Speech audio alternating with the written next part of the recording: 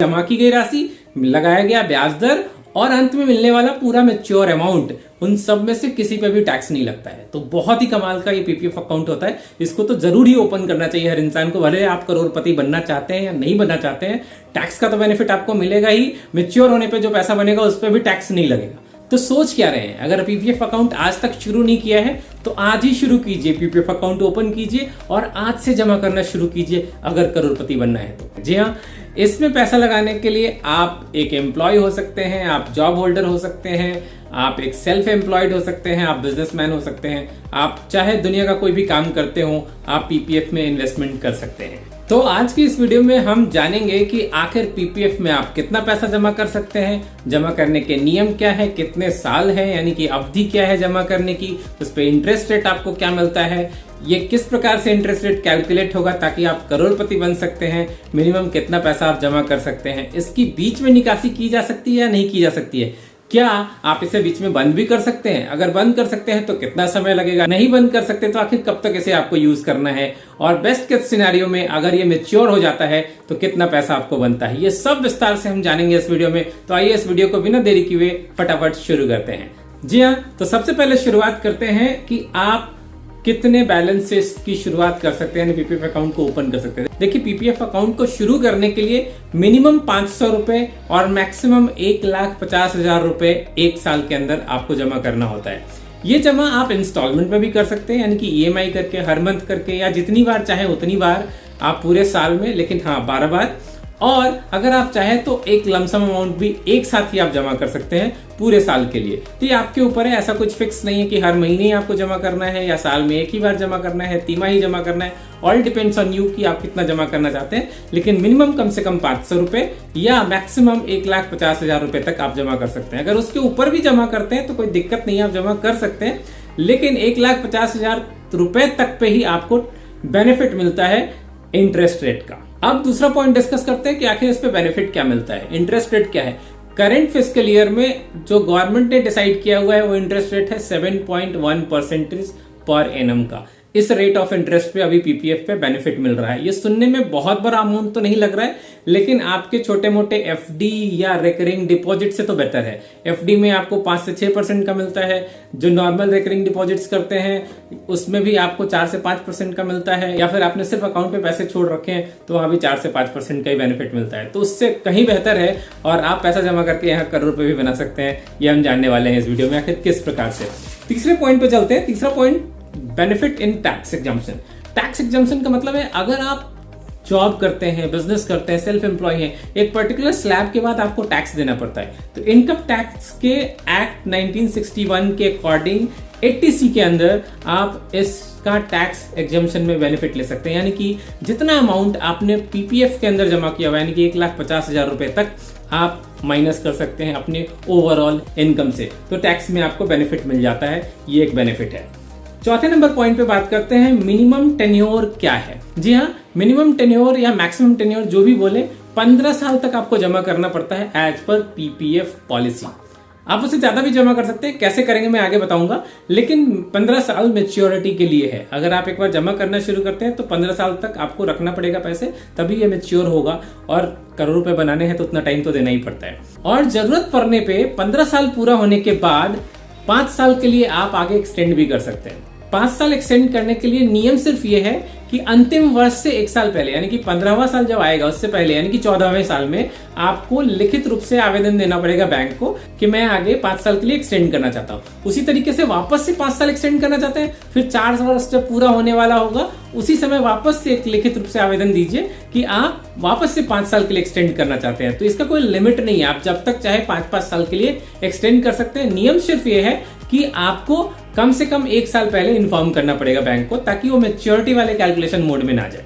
आगे अभी बाकी है किस तरह से कैलकुलेशन करेंगे और 1 करोड़ रुपए तक कैसे पहुंचेंगे, कि इस पे और क्या बेनिफिट्स मिलते हैं। अब आते हैं 5 नंबर पॉइंट पे। 5वां नंबर पॉइंट कहता है कि आप अगर चाहें तो क्या बीच में इसे विड्रॉ कर सकते हैं। जी हाँ, बिल्कुल बीच में भी इसे विड्रॉ कर सकते हैं। इमरजेंसी सिचुएशन, जहां पे ऐसी कोई परिस्थिति बन जाती है जिसकी वजह से व्यक्ति के लाइफ से रिलेटेड प्रॉब्लम हो गई है, मतलब लाइफ का सवाल है, वैसे कंडीशन में बिल्कुल आप विड्रॉ कर सकते हैं, लेकिन मिनिमम लॉकिंग पीरियड 5 ईयर है, यानी 6th ईयर से आप 50% तक अमाउंट, अप टू 50% तक आप विड्रॉ कर सकते हैं। 6 नंबर पॉइंट, क्या इस पे कुछ लोन भी मिल सकता है? जी हाँ, यही तो खास बात है इसके ऊपर कि आपको लोन भी मिल सकता है। जितना अमाउंट आपने जमा किया है उसके ऊपर अप टू 25% तक का लोन मिल सकता है। कैसे मिल सकता है और कब मिल सकता है? दूसरे वर्ष से लेके 5वें वर्ष तक के बीच में, 2 वर्ष कंप्लीट हो गया, यानी कि तीसरे वर्ष से, बेसिकली तीसरे वर्ष से लेके 5वें वर्ष तक के बीच में आपको अप टू 25% तक का लोन मिल सकता है, जितना भी आपने जमा किया हुआ है उसके ऊपर। लोन पे आपको इंटरेस्ट रेट कितना पे करना पड़ेगा? जितना आपको मिल रहा है उससे 2% ज्यादा। जैसे करंट फिस्कल ईयर में 7.1% का आपको बेनिफिट मिल रहा है इंटरेस्ट रेट पे, तो आपको लोन के अगेंस्ट रीपे जो करना पड़ेगा 9.1% के रेट पे रीपे करना पड़ेगा। 7वां important point, where to open. आप ये अकाउंट कहां ओपन कर सकते हैं? आपके चहेते पोस्ट ऑफिस में या फिर आपके सरकारीकृत बैंकों में।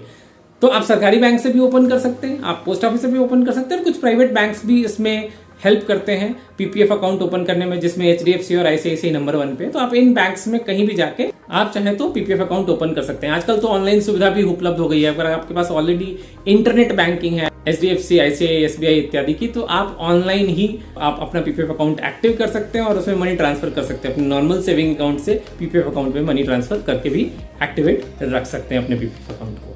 अब बात कर लेते हैं पीपीएफ अकाउंट क्लोजर की। क्या पीपीएफ अकाउंट आप क्लोजर कर सकते हैं? यूजुअली तो क्लोज नहीं करना चाहिए, आपको 15 ईयर्स तो कम से कम रखना ही चाहिए, तभी तो बेनिफिट मिलेगा।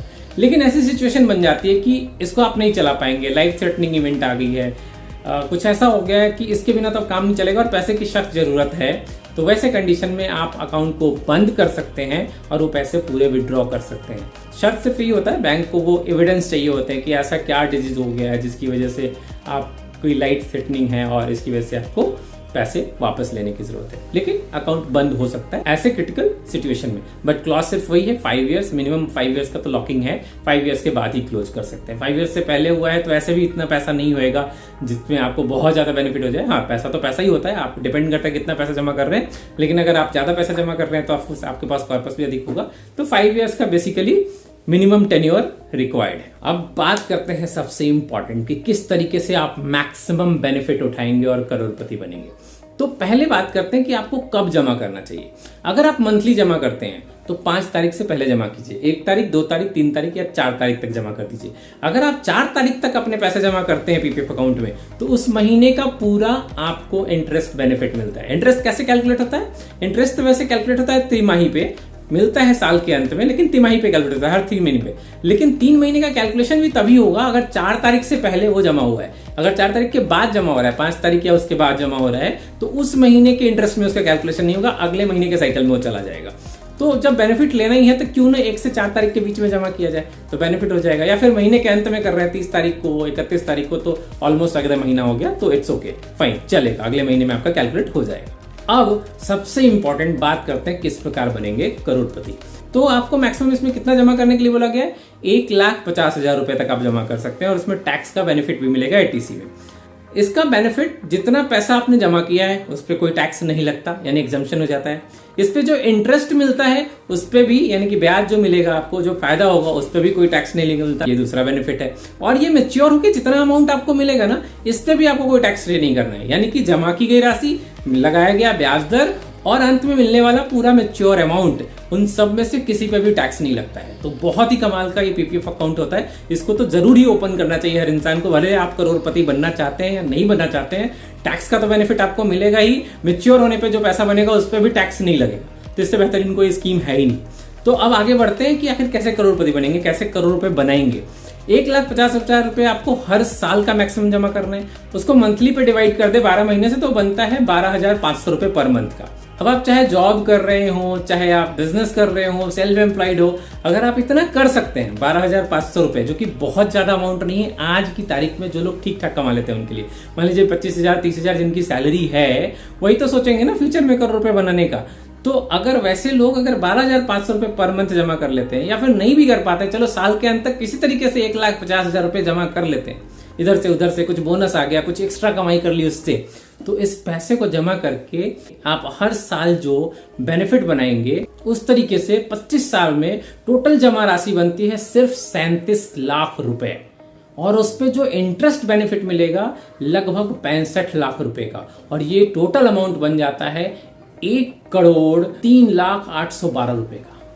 करंट फिस्कल ईयर में जो रेट ऑफ इंटरेस्ट मिल रहा है उसके हिसाब से कैलकुलेशन करके मैंने बताया है। मजे की बात यह है कि आप जमा करेंगे सिर्फ 37,50,000 रुपए और आपको इंटरेस्ट बेनिफिट के साथ मिलेगा 1,03,00,000 रुपए प्लस। है ना कमाल की चीज, 65 लाख रुपए का इंटरेस्ट।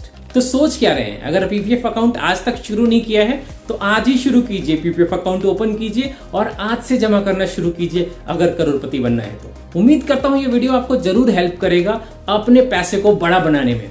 मेरे चैनल पे पहली बार आए हैं तो सब्सक्राइब कीजिएगा ताकि ऐसे ही बेहतरीन वीडियोस आपको मिलते रहें, और उन लोगों से शेयर कीजिए जिनको इस तरह के वीडियोस की जरूरत है। मिलते हैं ऐसे ही बेहतरीन वीडियो में एक बार फिर से, तब तक के लिए आपको नमस्कार, जय हिंद, वंदे मातरम।